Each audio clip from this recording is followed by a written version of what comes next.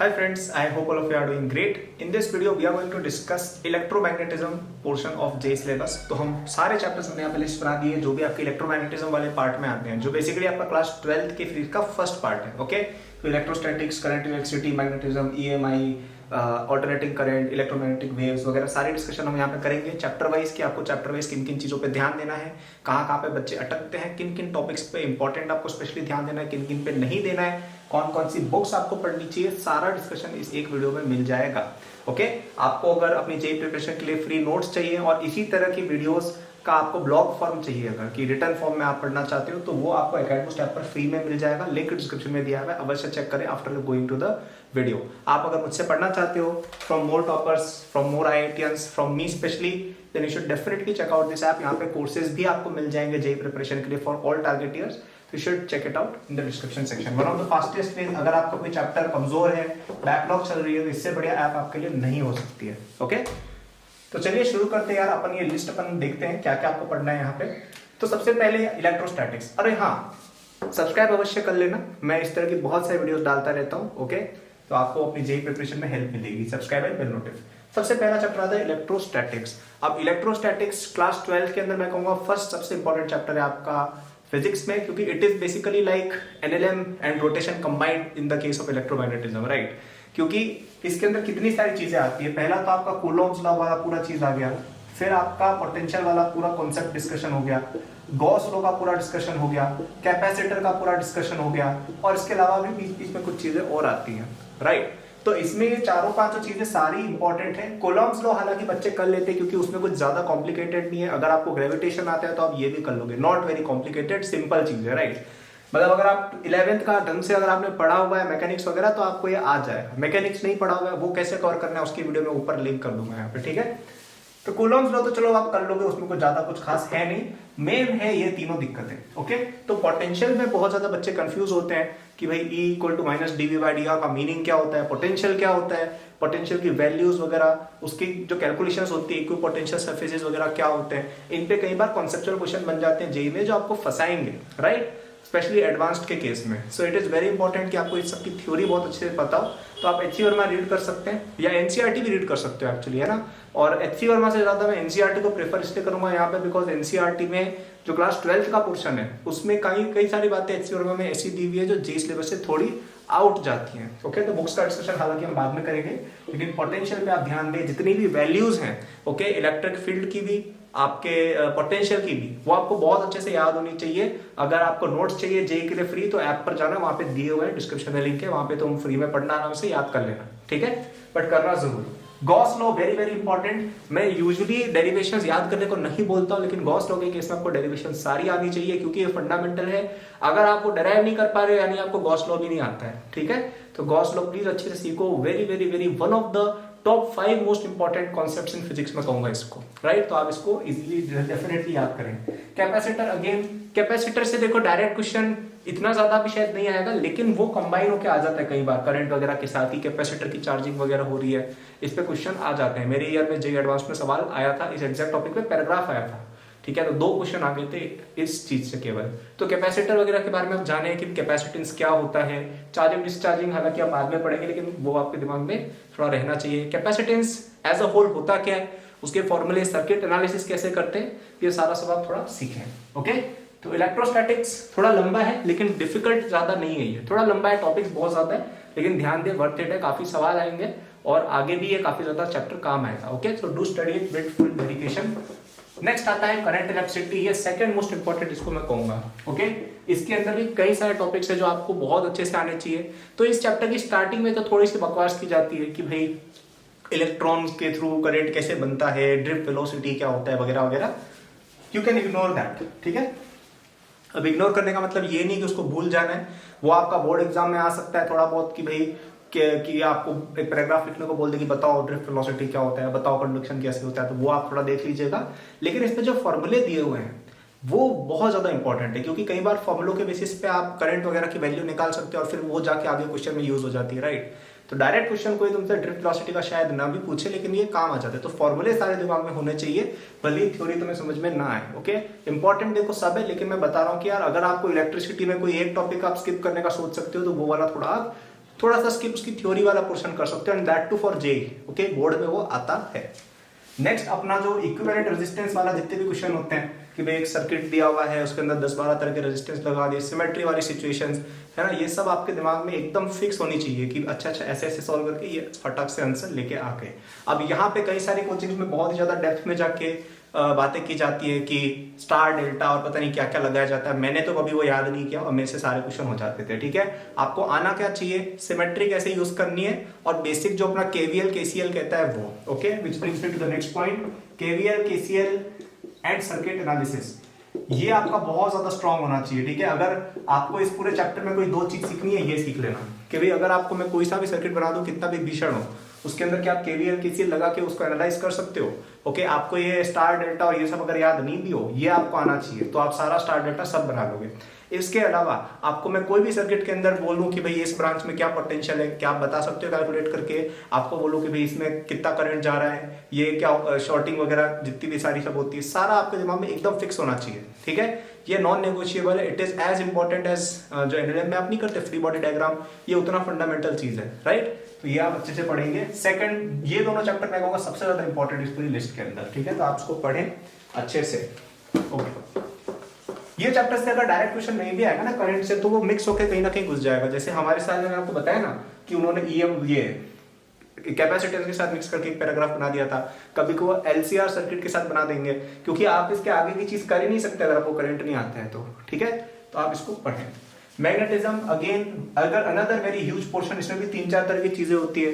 पहले आपका magnetic field की डिस्कशन की जाती है, फिर magnetic field due to current की डिस्कशन की जाती है, फिर परमानेंट मैग्नेट्स की भी बात की जाती है। तो इसमें जो परमानेंट मैग्नेट वाला जो पार्ट है, ठीक है, मैं कहूंगा इसको तो लास्ट में पढ़ना, क्योंकि ये बोर्ड के लिए ज्यादा रिलेवेंट है। इससे डायरेक्ट क्वेश्चन जेईई में इतना ज्यादा नहीं आता है और इसकी थ्योरी बहुत कॉम्प्लिकेटेड है।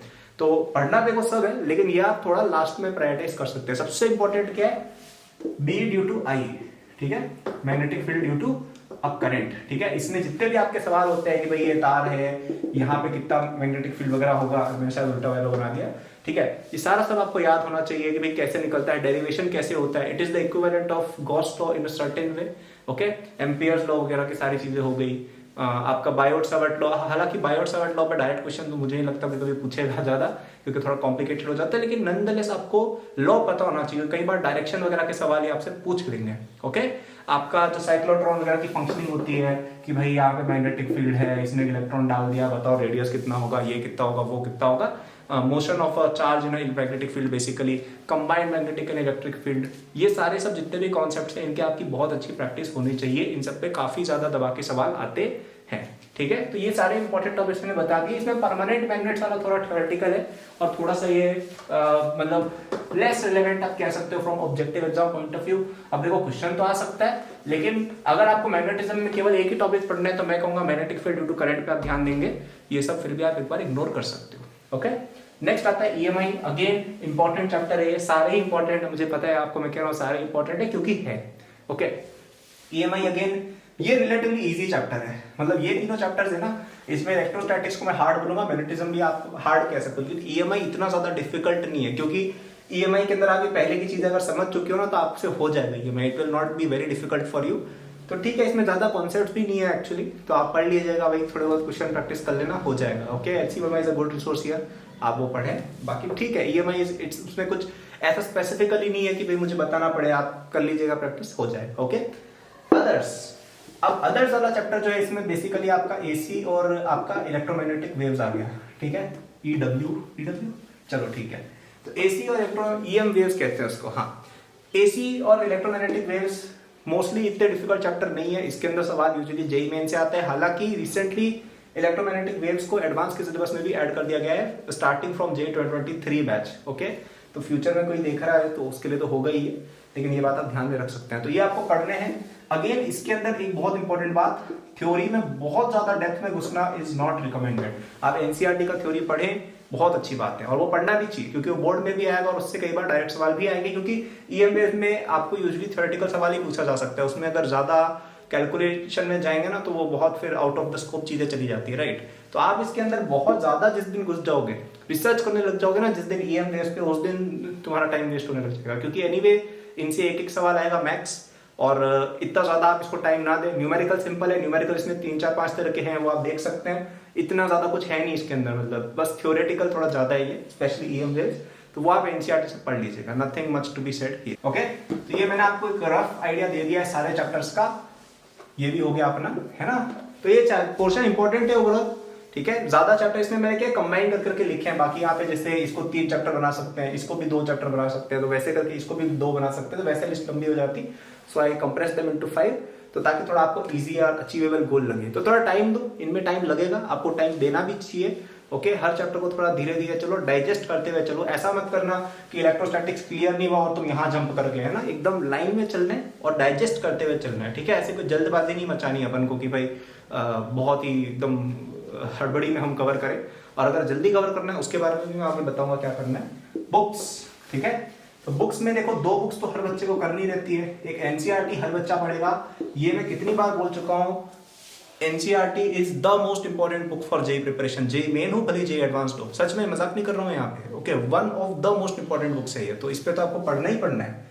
सेकंड, अगर आप किसी कोचिंग में जाते हो तो वहां का पढ़ो, ठीक है। कोचिंग में जाते हो वहां का कवर करो सबसे पहले, तो इधर उधर जाने की जरूरत नहीं है। अगर कोचिंग नहीं जाते हो तो पहली बात तो ज्वाइन करो, और अगर फिर भी नहीं जाते हो तो एक एचसी वर्मा बुक आप एक्स्ट्रा पढ़ सकते हो, ठीक है। इसमें क्वेश्चंस भी अच्छे दिए हुए हैं, इलेक्ट्रो का पोर्शन काफी अच्छा कवर्ड है एचसी वर्मा में, थ्योरी भी और क्वेश्चंस भी। बस एक बात का ध्यान रखना कि आप इसमें ऐसा ना करें कि आप बहुत ज्यादा इसके अंदर थ्योरी के अंदर घुस जाए, क्योंकि इसमें कई सारी जगहों पर जैसे करंट इलेक्ट्रिसिटी है, ठीक है, उसके अंदर इसके अंदर एम मीटर और वोल्ट मीटर वगैरह पे दुनिया भर का डिस्कशन कर रखा है एचसी वर्मा ने। ओके, थोड़ा बहुत आना चाहिए आपको एम मीटर वोल्ट मीटर, ठीक है, थोड़ा बहुत आपको आना भी चाहिए, उस पर सवाल आते हैं जेई में, लेकिन इन्होंने शायद बहुत ही ज्यादा अंदर जाके अलग अलग टाइप के मीटर में इस तरह का डिस्कशन कर रखा है, राइट। और भी कई सारी जगह जैसे एक्स रेस पे पूरा चैप्टर है, ईएम वेव्स के अंदर भी काफी ज्यादा डेप्थ में गए हैं। तो आप देख लीजिए कि आप जेई सिलेबस पे स्टिक होकर ही पढ़ रहे हैं, ऐसा नहीं कि हम इधर उधर वॉन्डर हो जाए और हमारा जो मेन काम है वो चूक जाए। तो एचसी वर्मा में थोड़ी सी आप थोड़ा कंट्रोल रखिएगा अपने ऊपर। और थर्ड मैं कहूंगा कि आपको अगर एक्स्ट्रा प्रैक्टिस करनी हो आप एकेडमी बूस्ट में इनरोल हो सकते हैं, जहाँ पे आपको मैं और कई सारे आईआईटीएंस आपको वहाँ पढ़ाते हैं, ठीक है। मेरे लेक्चर देखना स्पेसिफिकली आपको बहुत अच्छे लगेंगे वो। उसके अंदर मैंने आपको सारे चैप्टर्स को काफी अच्छे से समझाया है इन अ वेरी शॉर्ट टाइम। तो आप बाकी कहीं पे पढ़ जाओगे ना, जैसे कोचिंग या बुक्स वगैरह, इनमें क्या टाइम बहुत ज्यादा लग जाता है, तो वहां पे आपका टाइम मैं आपका सेव कर दूंगा। क्योंकि जैसे आपको इलेक्ट्रोस्टैटिक्स पढ़ना है तो मैं आपको 2 घंटे के अंदर समझा दूंगा कि भाई ये मेन कॉन्सेप्ट्स है, इनसे ये सवाल आते हैं और इनसे ऐसे सॉल्व करना है इनको। ओके, फिर क्वेश्चंस भी मैंने सॉल्व करके बताए हैं आपको, कई सारे क्वेश्चंस पर सेल्फ प्रैक्टिस भी दिए हैं। तो basically it is a very good revision और बैकलॉग क्लियरिंग टूल। तो आप अपनी कोचिंग के साथ, जैसे आप अपनी कोचिंग जाते हो सुबह शाम को टाइम मिला, अच्छा कोर्स खोल के देख लिया, आपको लेट से इलेक्ट्रोस्टैटिक्स क्लियर नहीं है तो आप 1-1 घंटा या आधा घंटा रोज देखो, आपका क्लियर हो जाएगा, हफ्ते भर में कोई दिक्कत नहीं है, right. So it is a very good supplement for you, तो वो आप चेक कर सकते हैं। ओके, अब यहाँ पे कुछ लोग ऐसे सवाल पूछते हैं, लिंक इन डिस्क्रिप्शन कर दिया है। अब कुछ लोग यहाँ पे ऐसे सवाल पूछेंगे कि अरे इसका क्या, इसका क्या, इसका क्या, ठीक है, इरोडो, ओलंपियाड, रोटो वगैरह। तो ये सब बुक्स या फॉरेन ऑथर की बुक, ठीक है, जैसे यहाँ पे एक आती है ग्रिफिथ्स की बुक आती है, जैसे फॉरेन ऑथर की बुक। अब ये सब जो बच्चा करना चाहता है इसके बारे में भी बता देता हूँ कि मुझे पता है आप ऐसे कुछ इस तरह के बच्चे भी ये वीडियोस देख रहे हैं। तो देखिए ऐसा बात है कि ये बुक्स उन बच्चों को करनी है जो अपनी जेई प्रिपरेशन में इतना ज्यादा कंफर्टेबल है कि इनको फर्क नहीं पड़ता, ठीक है। जैसे मैं जब अपनी जेई प्रिपरेशन कर रहा था ना, मेरा जेई प्रिपरेशन, मेरा फिजिक्स का सिलेबस मैंने 12th तक का 10th में ही कर लिया था, राइट। तो मुझे इतना डिफिकल्टी नहीं होता था कि भाई मुझे कोई टाइम एक्स्ट्रा देना पड़ रहा है, लेकिन आप में से कई लोगों को देना पड़ रहा होगा। तो अगर आप इस तरह की सिचुएशन में कि आपका जेई का काम बहुत अच्छा चल रहा है, आपको कोई दिक्कत ही नहीं आ रही है, आप मस्त मजे से अपनी जिंदगी जी रहे हो, ऐसा है एक्स्ट्रा टाइम बच रहा है, फिजिक्स केमिस्ट्री मैथ्स तीनों करने के बाद up to JEE advance level, उतना करने के बाद अगर टाइम बच रहा है तो आप इरोडो कर सकते हो, फिर आप ओलंपियाड के पेपर कर सकते हो, फिर आप रोटो पे भी जा सकते हो, कोई दिक्कत नहीं है। लेकिन इन पे मत जाना। ये बुक्स आप है ना ग्रिफिथ से और ये फॉरेन ऑथर की बुक आप आईआईटी में जब जाओगे ना तब आप पढ़ोगे, ओके। उससे पहले पढ़ने का कोई सेंस नहीं है। उससे पहले अगर पढ़ना ही है तो फिर तुम केमिस्ट्री ओलंपियाड का भी तैयारी कर लो या फिर तुम मैथ्स ओलंपियाड का भी तैयारी कर लो, right. Don't try to get too much into it unless तुमको एकदम ही आइंस्टाइन पैदा हो गए हो, तब तुम जा सकते हो, ऑब्वियसली कोई रोकेगा नहीं।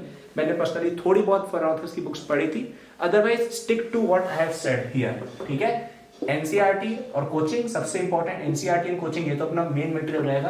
फिर एचसी वर्मा आप कर सकते हो या फिर आप एकेडमी बूस्ट भी कर सकते हो, whatever depends on you, okay. So I hope you like this video, है ना। सब्सक्राइब करना टू द चैनल। मैं इस तरह की कई सारी वीडियोस बनाता हूँ, जे नीट, आपके IIT प्रिपरेशन वगैरह, बुक्स वगैरह, सारी सब बातें होती हैं। मेरा सोशल हैंडल्स वगैरह भी डिस्क्रिप्शन में दिया हुआ है, सब कुछ मिल जाएगा, है ना। और बाकी आपको वीडियोस देखनी इसी तरह की तो आप सर्च कर लीजिएगा या ऊपर मैं लिंक कर दूंगा, देख लीजिए।